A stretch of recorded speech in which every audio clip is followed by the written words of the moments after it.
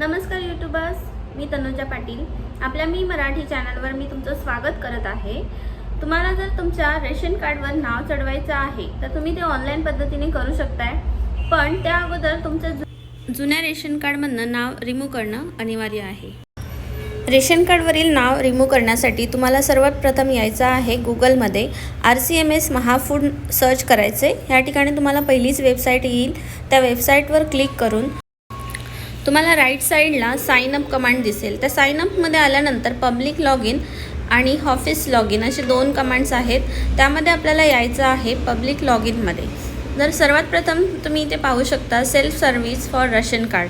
या ठिकाणी जर तुमचं अकाउंट असेल तर तुम्ही रजिस्टर युजरमध्ये जायचं आहे. पण जर तुम्ही कधी अकाउंट क्रिएट केलेलं नसेल तर तुम्ही न्यू रजिस्ट्रेशनमध्ये क्लिक करून तुमचं अकाउंट रजिस्टर करू शकताय. तर न्यू रजिस्ट्रेशनमध्ये यायचं आहे. आपलं नवीन अकाउंट क्रिएट करतोय आपण.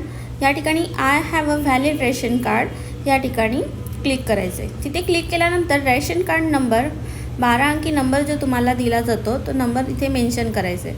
तो नंबर तुम्ही काढू शकताय. मोबाईलमध्ये मेरा रेशन हा ॲप डाउनलोड करायचा आहे. मेरा रेशन डाउनलोड केल्यानंतर त्या ठिकाणी लँग्वेज तुम्हाला सिलेक्ट करायचे आहे इंग्लिशवर क्लिक केल्यानंतर आधार सीडिंग या ऑप्शनवर क्लिक करायचे. ह्या ठिकाणी आल्यानंतर आधार नंबरवर क्लिक करून तुमचा आधार कार्ड नंबर इथे मेन्शन करायचे. आधार कार्ड नंबर मेन्शन केल्यानंतर सबमिट या बटनवर क्लिक करायचे. सबमिटवर क्लिक केल्यानंतर तुमच्या फॅमिलीमध्ये जेवढी नावं असणार ती तुम्हाला इथे शो केली जातात आणि तुमचा इथे 12 अंकी नंबर दिला जातो. तर हा 12 अंकी नंबर आपल्याला पुढे लागणार आहे. त्यासाठी तुम्ही हा नंबर कॉपी करायचा.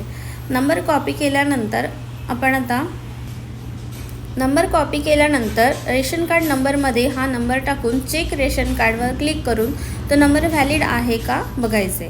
नंबर व्हॅलिड झाल्यानंतर तुमचा जो फॅमिलीमधील HOF आहे म्हणजे हेड ऑफ फॅमिली त्यांचा आधार कार्डचे शेवटचे 4 डिजिट इथे बघायला मिळतील. खाली दिलेला कॅप्चा मेन्शन करायचे. कॅप्चा मेन्शन केल्यानंतर इथे गेट OTPवर क्लिक करायचे. हा OTP जो आहे हा आपला मेन HOF जो आहे त्यांना जाणार. तो OTP इथे ॲड करून व्हेरीफाय OTP करून घ्यायचे. OTP व्हेरीफाय झाल्यानंतर इथे आपण नवीन रजिस्ट्रेशन करतोय. तर ह्या ठिकाणी तुमचं नेम ऑफ लोकल लँग्वेज या ठिकाणी तुमचं नाव चेक करून घ्यायचे. त्यानंतर लॉग इन ID तयार करायचे. लॉग इन ID अवेलेबल आहे की नाही हे बघायचं आहे. नेम इन लोकल लँग्वेजमध्ये जर मिस्टेक असेल तर ते करेक्शन करून घ्यायचे. त्यानंतर तुमचा आधार कार्ड नंबर इथे आलेला दिसेल. आधार कार्ड नंबर आणि इंग्लिशमध्ये नाव असणार आहे. त्यानंतर तुम्ही तुमचे डिटेल ॲड करायचे. या ठिकाणी मोबाईल नंबर, ईमेल ॲड्रेस, त्यानंतर तुमचं पासवर्ड क्रिएट करायचे. पासवर्ड तुम्ही तुमच्या लक्षात राहील असं ॲड करा. pass@123 किंवा अजून कुठल्याही पद्धतीने कॅप्चा ॲड करून सबमिट करायचे. सबमिट केल्यानंतर ओके ह्या बटनावर क्लिक करून पुढे जायचं आहे. आता तुमचं अकाउंट सक्सेसफुली क्रिएट झालं आहे. त्यामुळे इथे ऑप्शन आलेला आहे कॉंग्रॅच्युलेशन आणि तुम्हाला एक लॉग इन ID मिळालेले. तर लॉग इन ID जो ठेवलेला आहे तो लक्षात ठेवायचा आहे कारण पुढे आपल्याला लॉग इन करण्यासाठी लागणार आहे. तर या ठिकाणी आपण आता येणार आहोत रजिस्टर युजरमध्ये कारण ऑलरेडी आपण आता अकाउंट क्रिएट केले. रजिस्टर युजरवर क्लिक करून तुम्ही 3 पद्धतीने अकाउंट ओपन करू शकता. एक जो आहे तो तुम्ही आधार कार्ड नंबर ॲड करून कॅप्चा टाकून सबमिट करू शकता. सेकंड जो आहे युजर नेम आणि पासवर्ड टाकून ओपन करू शकता. आणि थर्ड जो आहे आपला रेशन कार्ड नंबर जो 12 अंकी नंबर आहे त्याच्या थ्रूने. तर आता आपण इथे मी सेकंड नंबर ऑप्शन यूज करते लॉग इन ID आणि पासवर्ड टाकून. लॉग इन ID पासवर्ड टाकल्यानंतर कॅप्चा ॲड करून सबमिट केलं.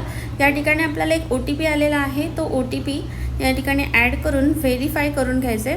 OTP व्हेरीफाय केल्यानंतर आपलं इथे अकाउंट आता ओपन होणार. व्हेरीफाय केल्यानंतर अशा पद्धतीने आपल्याला आता इथे होम पेज दिसणार आहे.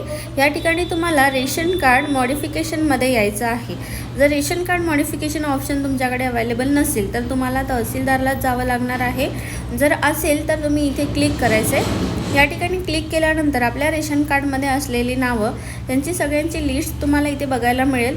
लिस्ट दिल्यानंतर साईडला तुम्हाला टिकमार्क्ससाठी ऑप्शन्स दिलेले आहेत. म्हणजेच ज्यांचं नाव रिमूव्ह करायचं आहे ते रिमूव्ह करू शकताय तुम्ही.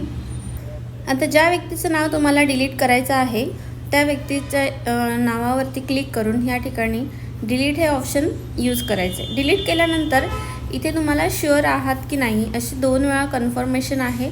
जर डिलीट करायचं असेलच तर ओके करायचं आहे आणि नसेल करायचं तर कॅन्सल करायचं आहे. तर मला आता हा नाव डिलीट करायचा आहे म्हणून मी डिलीट या बटनावर क्लिक करून ओके केलेलं आहे. पुन्हा एकदा तुम्हाला ऑप्शन विचारलेला आहे आणि इथे तुम्हाला आता ऑप्शन आलेला आहे अनडिलीट. म्हणजे जर चुकून तुमच्याकडनं नाव डिलीट झालं आहे आणि तुम्हाला ते पुन्हा आणायचं आहे तर तुम्ही अनडिलीट करून ते नाव पुन्हा एकदा ॲड करू शकताय. तर अशा पद्धतीने हा मेंबर डिलीट करायचा आहे. सर्वात खाली यायचं आहे आणि कन्फर्म या बटनवर क्लिक करायचं आहे. कन्फर्मवर क्लिक केल्यानंतर ह्या ठिकाणी तुमची रिक्वेस्ट आलेली आहे की तुम्ही डिलीट केलेलं ऑप्शन हे बरोबर आहे का. बरोबर असेल तर ओके करून घ्यायचे. ओके केल्यानंतर ही रिक्वेस्ट तुमची तहसीलला म्हणजे तुमच्या रेशन कार्ड धारकांकडे जाणार आणि त्या ठिकाणी तुम्ही डॅशबोर्डवर येऊन बघू शकताय की आपली रिक्वेस्ट ही रेशन कार्ड धारकांकडे म्हणजेच पंचायत समितीमध्ये पोहोचलेली आहे. तर आता या ठिकाणी तुम्हाला कुठल्याही प्रकारचे चार्जेस पे करायचे नाही आहेत. आता नवीन GR आलेला आहे, हे पूर्णपणे फ्री आहे. तर घरी बसल्या तुम्ही तुमच्या रेशन कार्डमधनं नाव कमी करायचं असेल तर तुम्ही ते अशा पद्धतीने कमी करून घेऊ शकता. व्हिडिओ आवडली असेल तर तुमच्या मित्रमैत्रिणींमध्ये जास्तीत जास्त शेअर करा. धन्यवाद.